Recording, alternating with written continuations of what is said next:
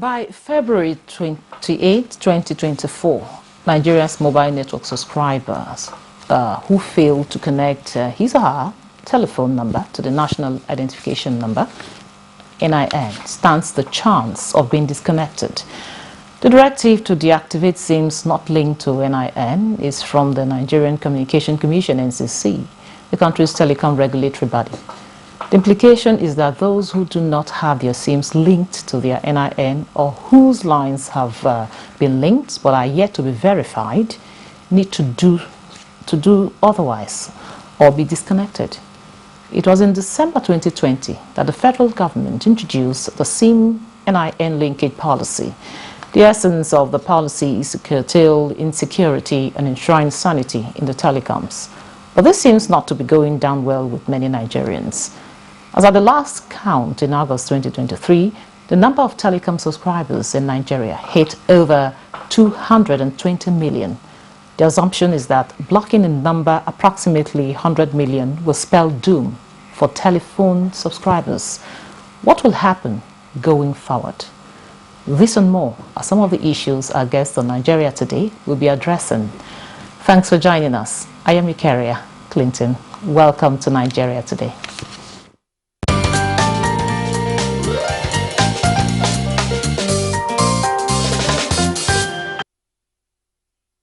Now, joining me in the conversation is a public affairs analyst and also a tech entrepreneur, Adamu Garba.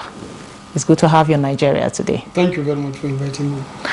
Also with us for the conversation is Abdul Razak Jimo. Abdul Razak Jimo is an online content provider with the NTA. You're welcome to Nigeria today. Thank you for having me. Now, I will start with you, Jimo. Now, what is the essence really of going with these linking of your line to your NIN? Tell us what it's all about and why we're having it. Okay, thank you very much. First and foremost, I think it's all about subscribers of various networks like NTA, Airtel, Glo, and other telecommunication networks to register their SIM with their personal identification numbers provided by National Identification Management Commission. And this has been going on for a while. Several times there has been a directives that any Nigerian who did not register his lines with his name will be barred. His or her line will be barred, and there has been back and forth, and the government still end up listening to Nigerians and then extend the deadline.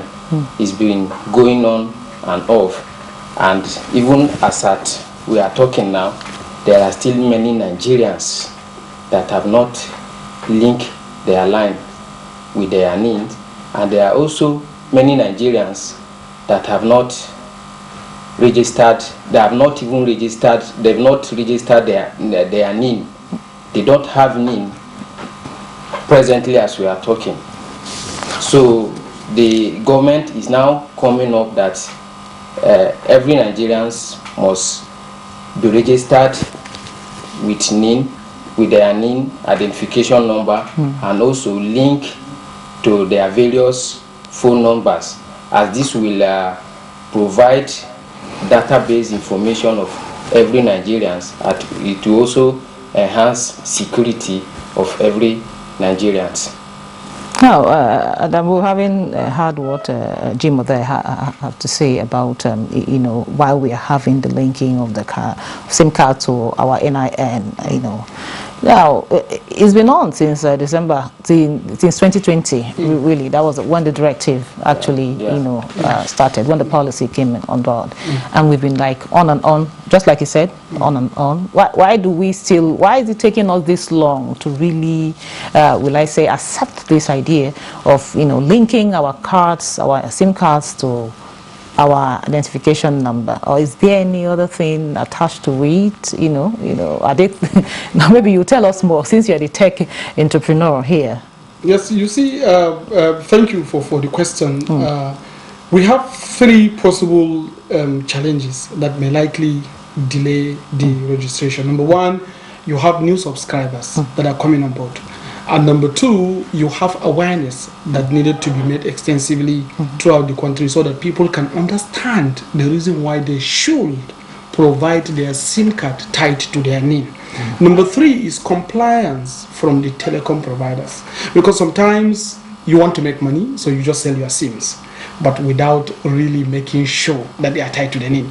So perhaps maybe some instruction need to go to the telecom providers to ensure that for every SIM you sell, it has to capture exactly the details of the person that is supposed to use the SIM. But most importantly, you go back to first principles in the reasons why we have these things. The first principles is about the sovereignty. You know, in democratic countries like Nigeria, we have three layers of sovereignty. First, you have the state sovereignty, country sovereignty. Second, you have provincial sovereignty, like the states that we have in Nigeria. And third, you have individual sovereignty. So as an individual, you have rights over the state and you have responsibility to the state. And for the state to be able to protect you, your life and property as enshrined by the Constitution, you must have to surrender some certain level of your sovereignty to the state, part of which is your identity. And for the first time, we have a president, Asiwaju Bola Ahmed Tinubu, that made critical statements about the need for us to have data of Nigerians for proper planning and policy execution to benefit Nigerians. So a situation whereby you are out of the cycle of the people that can be accounted for, how are you going to be protected? How are public services going to be designed to benefit you? How are we going to defeat the terrorists that are leveraging on these non-linked lines to be able to perpetrate evil in the society? How are you going to solve the menace of Yahoo boys? How are you going to come to the formal window? So this is the reasons why it is very important for Nigerians to take this as a duty, the same way they go to vote, the same way they go to hospital when they are sick, the same way they do everything they need to do to send their children to school. They should find a way to ensure that their name is linked to their SIM. That is the only way the government can have visibility about who they are, what they do, and how can they be protected. In case even some evil is committed somewhere, provided you can properly be identified, you can be saved. So these are the reasons why we should look at the benefit of ensuring that all Nigerians quickly, not just waiting for the state to, you know, we are human beings, so we don't need somebody to go with Ken and say we should go and do that. This is our responsibility, so we should quickly go and link our name with our SIM. It's very, very important. No, I haven't heard what you have to say there. You know, it kind of opened my eye to the, you know, the reality of the reason why this linking of your MTN card to your NIN is very, very necessary. Because I was about asking you, how does this, you know, contribute to national development?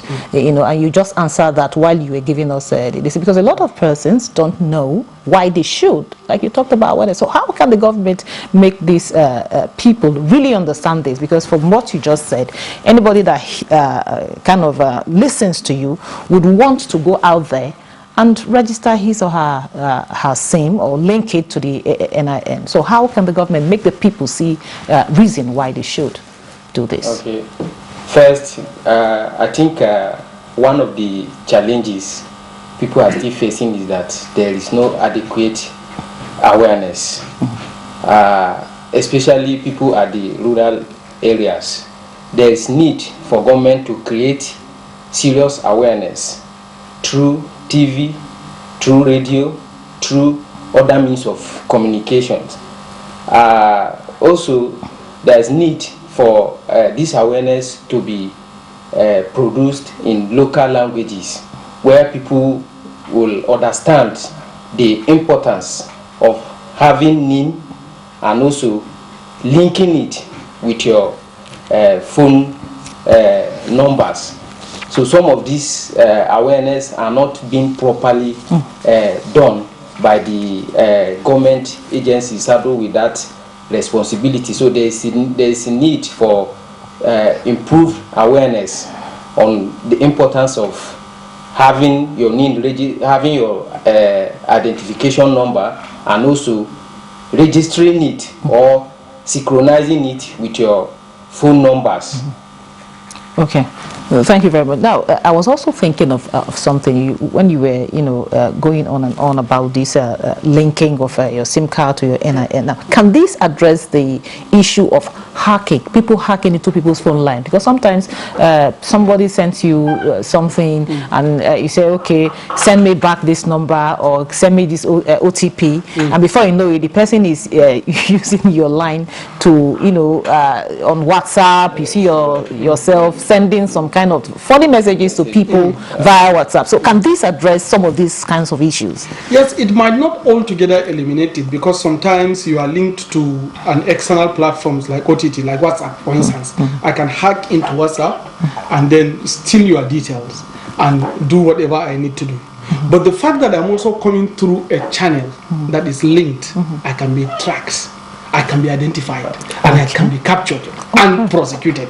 So the fact that there are mechanisms to identify the criminal, it provides some incentive for kind of preventive mechanism. That means I'll be afraid, because I know that if I do it, eventually I may not escape with it.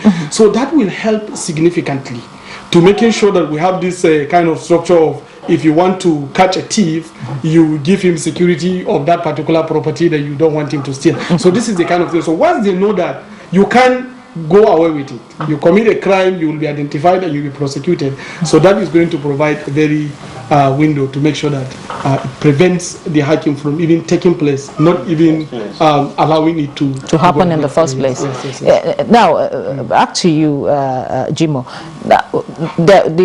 You're talking about telecom barring people's line, right? Yeah. If they don't link it to their NIN. I know that there are people that are expert on barring, or I don't want to say on barring. I don't know if they've graduated to that level, but I know people, though these people that hack and all of that. Is there a way possible to unbar their lines? Because the other time that there was one way barring, for you can't make calls, but you can receive calls. But you can receive calls. But I see people, I hear people, though it's not like I have I have someone that I can say, okay, this person did it. But is it possible to unbar this line?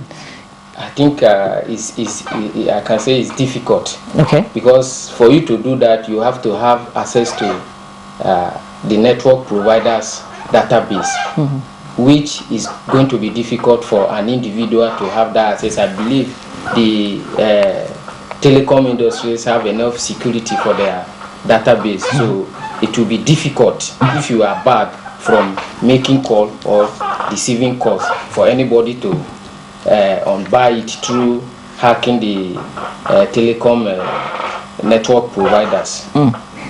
I want to say something about this, Adamu. Yes. Is there a possibility? Yeah, because that is why it is very important for the regulation to strengthen its instrumentation, its instrument.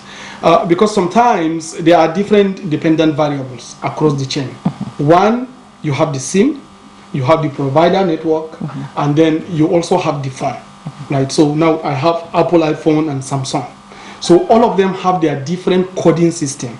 There is a coding that comes at the level of the phone. There is coding that comes at the level of the chip of the phone. There is coding that comes at the level of the EMIA of the phone. And there is a coding that comes at the level of the database of the provider. So you have these layers.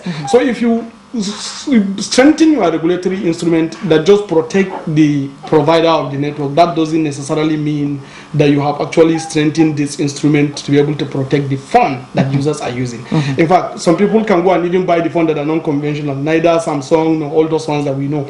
So they are supposed to be some high-level regulation that each phone that is coming into Nigeria being imported must be forced to comply with this regulation, so that wherever you're operating in Nigeria, if there is a policy implementation, it should be holistic. It should not stay at this subscriber or maybe network provider level. It should go down to the phone that the user is using, break all the chains and ensure that there is enforcement on top of this regulation. Otherwise, there are some codes that you can just go into dark web. You know, I'm a tech person, I know these things. You can just go to, you know, Onion browser, go into dark web, and then you can see different coding systems that you can use to break, you know, some chips and bypass all the traffic associated with the network you are using and still be able to commit whatever it is that is wrong. So, but if you have a strong regulatory instrument, you are going to be able to holistically address this issue. And I think Nigeria is doing a very good job on that, because we have Nigerian data protection regulation that is coming in place. We are implementing it in different organizations. So now I'm sure it's going to streamline down to individual. So it protects your privacy as a person. But at the same time, it also enables the state to provide this protection by enforcing, by filtering evil away from you and making sure that evil is prosecuted for the evil he has committed. So that's exactly, I think, what we need to do. So the regulatory instrument need to be strengthened to go beyond just network provider down to the mobile phones that are getting imported in Nigeria. How can this be achieved, really? Yeah, it's easy, because we already know these countries, the countries of origin of these phones in the first place. And in the second place, why must you produce the phone in another country if we are buying this bulk? Why don't you come here? We have a business-friendly government. Asiwaju Bola Ahmed Tinubu, our president, moves around the world asking investors to come here. Nigeria is ready for business. And in all these discussions where he went to, he kept emphasizing the value of data. He knows clearly that oil is no longer the in thing. Data is actually what is driving the world. And that is why he's saying, everybody come, do business in Nigeria, especially you, the data providers. And that's why if you look at even the appointment he did around the telecom sector, these are young people that are data savvy. So if this is coming, why don't you, the phone manufacturer, you, this Samsung or Apple or all of, why don't you come and set up your factory in Nigeria? So when they are producing in Nigeria, they are complying to our laws, they are getting the market directly, our people are getting job, and our regulation is getting enforced, and everybody gets a win-win structure. So that I think is what we need to do to stop it. Either we partner with the country of origin of these ones to strengthen the regulation down to them, or to invite them. Why can't they come to Nigeria? That's the most important thing. They should come here and set up the factories here, so that we can, the regulation can be strengthened around them. I totally agree with you. Now, earlier on when we were talking about, in fact, during the introduction, we talked about, you know, being verified. Okay, some persons, they've registered, they've linked, but they've not been verified. What does that really mean? It means that, like I said earlier, there are people that have NIN number, but not synchronized with their phone numbers. If some people today, if they are making call, you see that the network keep telling them that they should link their phone numbers with their NIN numbers. So there are many people that have identification numbers, but they are not linked with their NIN numbers. So that's why the government is asking them that you should come and verify your phone numbers with your NIN numbers. There are so many of us that have multiple phone number SIM. Okay. You understand? So not all of them are active. Some people, they have just 2 SIM that are active, whereby they have over 5 SIMs that they are not using. So some of these people, some of those SIMs that are not active are not also registered with their NIN number. So I think what the government is trying to achieve is to make sure that all the lines that you have must be synchronized or registered with your phone number, your SIMs. And secondly, there should be maybe there is going to be a limitation to the number of SIM that you have, at least maybe 1, at least 2 or 3, not having 5 SIM whereby it's only 2 or even 1 that is active out of all those SIM that you have. So what the government is trying to say, that to also verify your NIN number, and at the same time link it with your phone, so that your information can be fully available in the database. Okay. Now, back to you, Adamu. You know, the last time we had this linking of SIM cards to, to our NIN, we had, you see crowds in some of these telecom offices. But I was wondering, we are in a technology-driven, world. Can't we do it online instead of crowding the offices? Because with this current directive, I am very, very sure that the same thing might happen. So can't we do it online? Is it not possible? Yeah, it's actually possible to put the technologies to do it online. But one of the things, there is a limit to what technology can do. There is a moment when you really need human interface, especially when you want to do data capture. You need to make sure that this man is the real man that is being captured. That is being captured in the system, not that he will come with another person's SIM and then use another person to capture the details of the person so that to hide his identity, because it's happening in the system. Okay. So you need some people to do that. And we have seen how successful a kind of a mini structure of agency works in the financial sector. Like if you move to all streets now in Nigeria, you have POS. So people hardly go to queue in ATMs again because POSs are available everywhere in every street. So why don't we have a structure within the telecom sector that will do that? For instance, if you travel outside, if you go to maybe Saudi Arabia, for instance, you can make phone calls with your line. You have to keep that your line and get Saudi SIM. Now, if you get the Saudi SIM, while you are going to buy the SIM, that's where you will be captured. So there's supposed to be a way whereby where the SIMs are being sold, capture must happen, and your details must be tied to the NIN right there. So immediately you bar those that are supposed to register and they don't, you see them rushing to those areas to say, oh, I can't live without my connectivity. I need to be tied. So it makes it easy. But the situation whereby the telecom providers, put it only on their own, they can't shoulder the weight of 200 million people. It's very important for them to a little bit decentralize, create a mini agency through the regulation that will assist people to have easy access to that data capture. That will help a lot. That's actually my recommendation. And earlier on, you talked about compliance. How can the government ensure that these telecom operators comply? Because if they don't comply, all this will not really yield the result, the desired result. Because we're talking about security, we're talking about sanity in the system, okay? And ultimately, we're talking about national development. So what can the government do to ensure compliance on their path? Yes, strengthening the regulation is actually what the government needs to do. And constant monitoring, checking. In fact, technology has gone beyond waiting for the telecoms to do something. There are some technology assets that once you put them in place, they will capture the entire map of Nigeria, the sovereignty of Nigeria, both the sky sovereignty and the land sovereignty. It will bring them together and keep roaming to check who is the person that is operating a network within Nigerian sovereignty. Immediately they know that they will map the person and begin to monitor him. It happens in many countries. Provided immediately you land at the airport, you will now begin to receive different messages from a certain telecom provider. So it means that you are within their sovereignty and they have identified your presence. Your antennas of your mobile phone have registered and synced with the antenna of the country. So they've identified there is so person, there is so phone number using so phone that have landed in our country. So from there, you have begun to identify the links to force the tie-in. So if this person is not complying based on the existing rules. You just shut him down. And this is what is done almost all over the world. So Nigeria can do it. These technologies are available.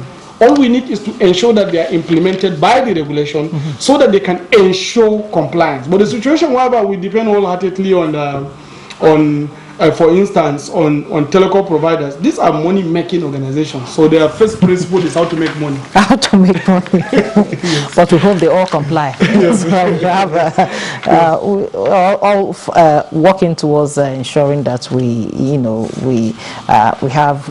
develop and everybody will benefit. If we have security, nobody barging into your phone lines and defrauding you through any means. And well, we hope that at the end of the day, everybody will be happy. And that's it on Nigeria Today. We appreciate our guest, the public affairs analyst and the tech entrepreneur, Adamu Garuba. Thank you so much for your time and your contributions.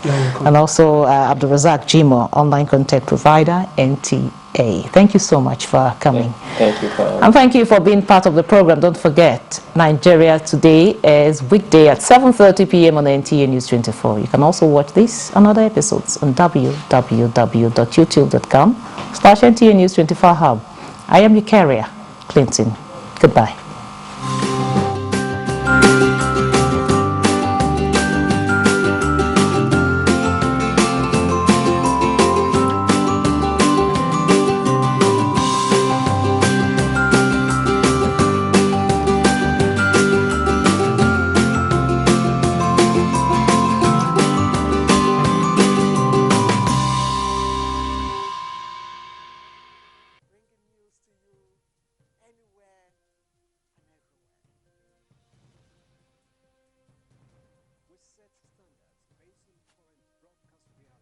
Consolidating on a wider reach to variety.